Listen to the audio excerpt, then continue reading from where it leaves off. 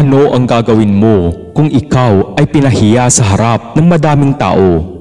Ano ang mararamdaman mo kung pinaratangan ka sa isang bagay na wala ka namang kinalaman? Paano mo haharapin ang mga taong walang respeto sa mga taong sa tingin nila ay mas mababang uri kesa sa kanila? Paano kung harap-harapan kang minamaliit at iniinsulto ng mga taong napakataas ng tingin nila sa kanilang mga sarili? Lalaban ka ba o mananahimik ka na lang? Ito ang kwentong inyong matutunghayan sa videong ito. Pero bago ang lahat, don't forget to hit the subscribe button, pati na rin ang notification bell para lagi kayong updated sa mga bago pa nating pasabog na mga video sa mga susunod na araw mga parikoy.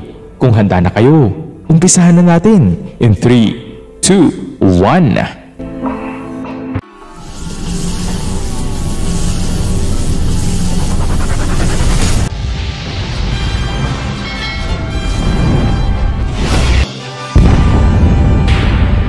Isang araw ay nagmamadaling nagtungo sa airport ang isang may edad ng lalaki sa isang probinsya para sa kanyang local flight papunta sa pinakamalaking syudad sa bansa na walang kahit na anong dala maliban sa suot niyang t-shirt, lumang sombrero, kupas na pantalon at lumang sapatos at isang hand carry bag na si Crisanto.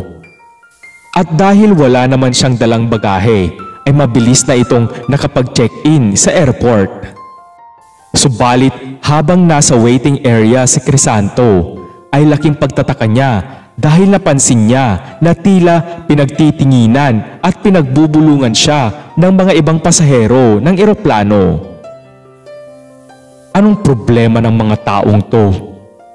Wika ni Crisanto sa kanyang sarili dahil batid na nito na kaya siya pinagbubulungan ay dahil sa kanyang kasuotan na may mga talsik ng putik sapagkat hindi na nito nagawang magpalit ng damit dahil sa labis na pagmamadali.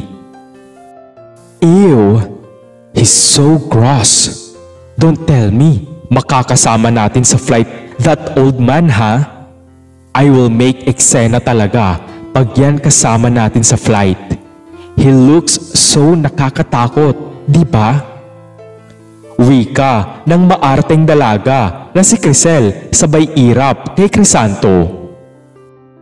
Oo nga, he is really scary. Like, what if isa pala siyang terorista? What if may iba pa siyang kasama? OMG, I am so takot sa kanya. Sunod ding wika ng isa pang maarteng babae na si Lorraine na pinsan ni Crisel. Ano bang nangyayari sa mundo? Ang mga kabataan ngayon, nuknukan na ng arte. Akala mo kung sino makaasta. Pairap-irap pa sa akin. Tapos kunwari nagbubulungan. Alam ko namang sadya nilang pinaparinig sa akin ang mga panlalait nila. Hay nako, bigyan mo ako ng mahabang pasensya, Lord. Ayaw kong patulan ang mga matapobreng ito. Sana tumigil na sila sa pagpaparinig sa akin. Sana dumating na ang eroplano. Wika muli ni Crisanto sa kanyang sarili, sabay umalis ito para magpunta sa CR. Mabuti na lang at saktong paglabas ni Crisanto sa CR ay dumating na ang sasakyan nilang eroplano at tinatawag na ang mga pasahero sa flight na iyon para pumasok na sa loob ng eroplano. Pagkaupo ni Crisanto sa loob ng eroplano ay dinig na dinig ang dalawang babae sa kanyang tapat na nagtatawanan. At pagkalingon nga ni Crisanto ay namukhaan niya ang mga ito. Ang mga babaeng nagtatawanan sa kanyang tapat ay ang mga babae din na nasa waiting area kanina na nagpaparinig sa kanya. I-post mo agad, dali! Nakakatawa talaga ang itsura niya. Wika ni Lorraine. Oo nga, pero wait, kukuha pa ako ng ibang video para mas madami akong maipost at para mas makadami ako ng views. Sagot naman ni Crisel. Dahil sa narinig na iyon ni Crisanto, ay kalmado niyang inobserbahan ang galaw ng dalawang dalaga.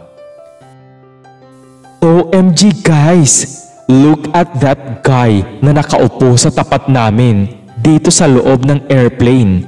He looks so nakakatakot. Look! Ayan! Kita niyo ba? He is so dirty. He is so stinky. And guess what guys? Sa personal, mukha talaga siyang terorista. We are so malas talaga kasi katapat pa talaga namin ang upuan niya. What should we do guys? We are so scared right now. What if may mga kasama pala siya dito sa loob? My gosh! Baka kung anong gawin niya sa amin. Basta guys, tandaan nyo ang pagmumukhang yan. Kapag may masamang nangyari sa amin, hanapin nyo siya. That guy really looks like he can do all the bad things in the world. Wika ni Crisel sa kanyang live sa FB account niya habang vinividyohan niya ang walang kamalay-malay na si Crisanto at tawa naman ng tawa si Lorraine sa likod ng kamera. Dahil alam na ni Crisanto sa kanyang sarili na vinividyohan at pinagtitripan siya ng dalawang dalaga, ay naglakas loob na siya na kausapin ang mga ito. Excuse me mga iha. Alam nyo, kanina ko pa kayo inoobserbahan. Alam nyo ba na bawal yung ginagawa ninyo na pag-video sa akin na walang pahintulot? Pwede ko kayong kasuhan sa ginagawa nyo. Kaya kung ako sa inyo, itigil nyo na yung pangtitrip ninyo sa akin at pakibura na yung mga video ninyo sa akin. Mahinahong pakiusap ni Crisanto. Dahil sa gulat, ay agad na tinapos ni Crisel ang kanyang live sa FB account niya.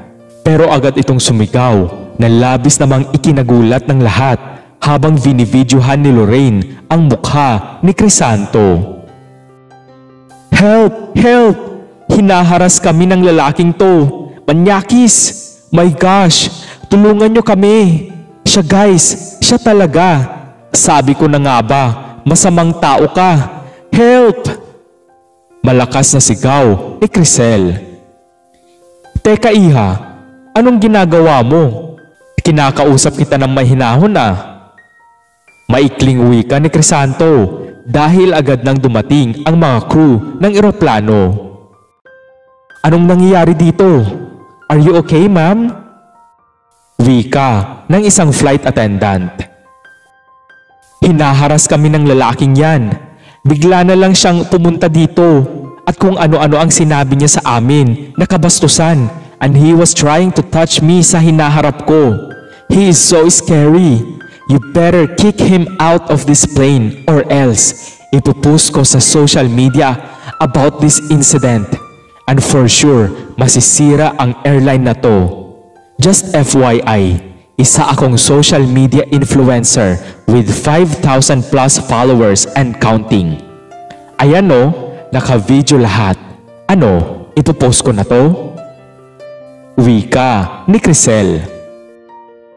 Teka, hindi ganyan ang nangyari. Putol na wika muli ni Crisanto dahil nagsalita agad ang senior flight attendant. We are so sorry for what happened, ma'am.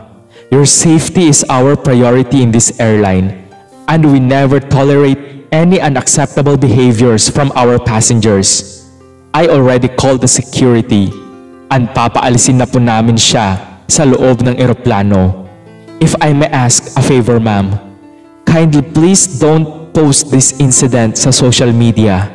We can actually offer you anything to compensate for the inconvenience that this incident brought on your end. Wika ng senior flight attendant. Ibig niyong sabihin, papaalisin niyo ako sa flight na ito na hindi man lang kayo nag-iimbestiga? Seryoso ba kayo?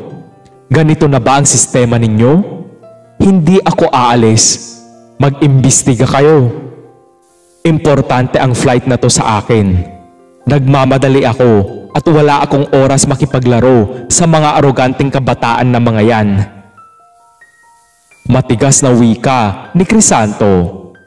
Subalit wala na itong nagawa pa dahil pagkadating ng mga security personnels ay agad na siyang kinaladkad palabas ng eroplano.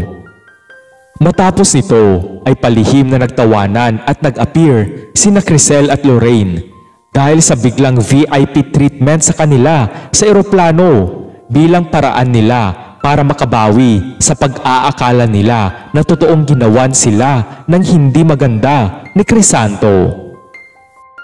Dahil na nga sa nangyari ay tuluyan nang naiwan sa flight ang kawawang si Crisanto. Agad na rin na ipinost ni Crisel sa kanyang account ang mga video na kuha nila kaugnay sa gawa-gawa niyang insidente na sangkot siya at si Crisanto dahil excited na siya na mag-viral sa social media at baka sakaling ito na nga ang magbibigay sa kanya ng madaming views at maaring magpasikat sa kanya.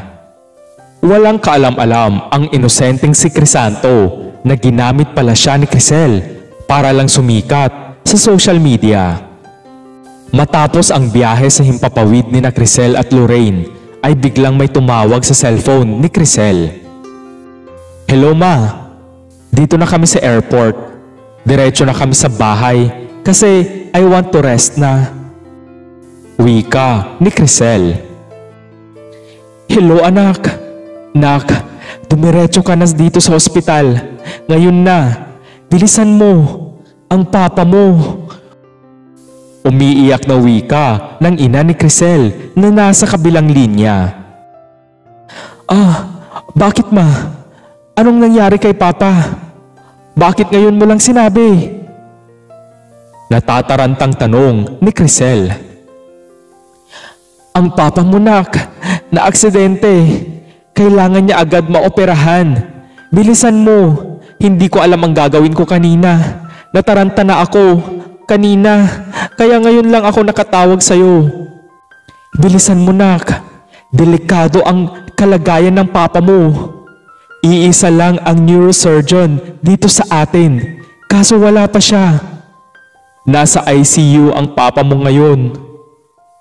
Humahagulhol na wika ng ina ni Crisel. Dahil sa nalaman na kondisyon ng kanyang ama ay agad na nagtungo sa ospital sina Crisel at Lorraine. Pagdating nila sa ospital ay kasalukuyang kinakausap ng doktor ang ina ni Crisel. Mrs., kakatawag lang ng neurosurgeon na mag-oopera sa asawa ninyo. Mukhang matatagalan pa daw siya na makarating dahil nagkaproblema sa flight niya. Kasalukuyan kasi siyang nasa medical mission nung tinawagan ko siya to inform na may emergency operation at agad naman siyang naibook ng flight ng sekretary niya. Nasa oppressed area kasi siya at medyo liblib ang lugar na iyon. Mahirap pa nga ang signal doon. At sabi pa niya ay maputik ang daan doon. Mabuti na lang at timing na may signal siya noong tinawagan ko siya. Kaso misis, may aberya daw sa flight ni Doc. Pero don't worry, dahil sabi naman niya just now na okay na ang lahat at nagawan na nila ng paraan para makasama na siya sa susunod na flight. Actually, pinakausap pa nga niya sa akin yung airport personnel just to confirm and fix everything. Wika ng resident doctor. Doc, please po, gawin niyo po lahat para mabuhay ang asawa ko. Pero, Doc, paano po kaya ito? Baka kulangin po ang pera namin. Hindi naman po kami mayaman, Doc. Umiiyak na wika ng ina ni Crisel. Huwag kang mag-alala, misis. Mabait si Doc. Nabanggit ko na kanina ang tungkol sa problema ninyo sa pinansyal. At sabi naman ni Doc ay hindi na daw siya magpapabayad para sa operasyon ng asawa ninyo. At sabi pa niya ay ilalakad niya kayo sa charity. Malaking tulong yun sa inyo, misis. Napakabait ni Doc, misis. Sa katunayan ay ang pamilya nila ang may-ari sa ospital na ito, kaya madaming kayang ibigay na tulong si Doc. Sagot naman ng resident doctor. Anong klaseng ospital ba to? Naturingan kayong private hospital pero wala kayong doktor na mag-oopera sa papa ko? Alam niyo ba na social media influencer ako with 5,000 followers and counting? Isang post ko lang, sira ang ospital na ito. Malditang sabat naman ni Crisel. Anak, ano ka ba? Tumigil ka nga dyan. Huminahon ka. Ginagawa nila ang lahat para sa papa mo. Nakakahiya, anak. Nanginginig sa hiyang wika ng ina ni Crisel. Mawalang galang na iha. Narinig mo naman ang sinabi ko kanina na nagkaroon ng aberya sa flight ng neurosurgeon. Huwag kang maging padalos-dalos sa pagpupost mo, iha, dahil baka magsisi ka sa huli. Sige misis, titignan ko muna ang ibang mga pasyente. Sabi ni Doc, dediretso na daw siya dito from the airport para makita na agad ang mister nyo at maoperahan na siya agad. To tell you frankly, matinding dasal ang kailangan ng mister nyo. Kapag hindi siya naoperahan sa lalong madaling panahon, ay baka bumigay na siya misis. Pero rest assured na gagawin namin ang lahat para mailigtas ang mister ninyo. Ipagdasal nyo din na maging maayos na ang flight ni Doc at sana ay wala nang maging aberya pa para makarating na siya agad. Sagot ng resident doctor. Makalipas ang mahaba-habang paghihintay, ay dumating na sa wakas ang neurosurgeon na mag-oopera sa ama ni Crisel. Agad na tinignan ng doktor ang pasyente sa ICU at matapos nito ay ipinaliwanag na ang lahat sa ina ni Crisel at agad na ring pumirma ito ng consent para maoperahan na ang kanyang mister. Subalit nagulat ang lahat nang biglang sumigaw si Crisel sa lobby ng ospital. Anong ginagawa mo dito? Paano mo kami nasundan dito? Malakas na sigaw ni Crisel nang makita nito ang lalaking pinagtripan nila sa airport kanina. Ikaw, anong ginagawa niyo dito? Anyway, I don't have time right now. Pagkatapos ng operasyon ng pasyente ko, magtutuos tayo, iha. Hindi mo matatakasan ang ginawa mo sa akin, iha. Nice to see you here. Wait for me para magkaalaman tayo. Galit na wika ni Crisanto. What are you saying? Baliw ka yata. Sigaw muli ni Crisel. Good evening po, Doc Crisanto. Inform ko lang po na ready na po ang OR. Ipapasok na rin po sa OR si patient Macario. Wika ng isang nurse. Okay, thank you nurse. I will be inside in a few minutes. I just need to clean myself. Paki-ready na rin yung scrub suit ko, please. Tugon naman ni Doc Crisanto. Doc Crisanto? Tama ba ang narinig ko? Ikaw ang mag-oopera kay patient Macario? Wika ni Crisel habang bigla na lang tumulo ang luha sa kanyang mga mata. Yes. Why? Pwede ba, iha? Tigilan mo muna ako. I have an emergency to attend. Sagot ni Doc Crisanto. Doc, I'm so sorry. Anak po ako ni patient Macario. Tatay ko po siya. Please, Doc, patawarin niyo po ako. Buhayin niyo po ang tatay ko, Doc. Parang awa niyo na po. Nakaluhod na pagmamakaawa ni Crisel. Mamaya na tayo mag-usap, iha. Mas importante ang buhay ng tatay mo. Wika ni Doc Crisanto, sabay umalis na ito para maghanda sa operasyon ng ama ni Crisel. Laking pagsisisi ni Crisel dahil sa natuklasan niya. Ang matandang lalaki pala na nilait, minaliit, pinagtawanan at pinagtripan nila ay ang doktor pala na magsasalba sa nanganganib na buhay ng kanyang ama. Lingid sa kaalaman ng mayabang at matapobreng dalaga ay siya din pala ang dahilan kaya muntikan nang hindi makarating sa ospital ang doktor na mag-oopera sa kanyang ama dahil sa kabulastugang ginawa nito kay Dr. Crisanto sa airport. Makalipas ang mahabang oras ng operasyon ay sa awa naman ng Diyos ay naging matagumpay ito at naisalba nga ni Dr. Crisanto ang buhay ng ama ng babaeng gumawa sa kanya ng hindi kanais-nais na bagay. Sa kabila ng lahat ay hindi nga nagpabayad ng kanyang professional fee si Dr. Crisanto at inilapit pa niya ang pasyente sa charity at sa lahat ng pwedeng makatulong kina Crisel, kaya wala nang naging problema ang mga ito sa bayarin nila sa ospital.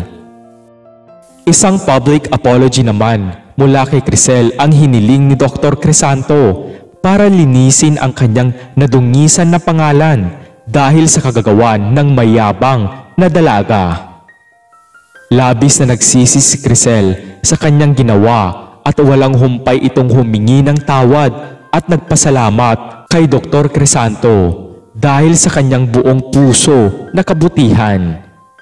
Samantala ay nasuspindi naman sa trabaho ang mga empleyado sa airport at airline company na sangkot sa insidente dahil sa maling aksyon nila sa pangyayari na wala man lang silang ginawang tamang pagsisiyasat bago gumawa ng malaking desisyon, at dahil dito ay nagbigay din ang mga ito ng public apology sa doktor.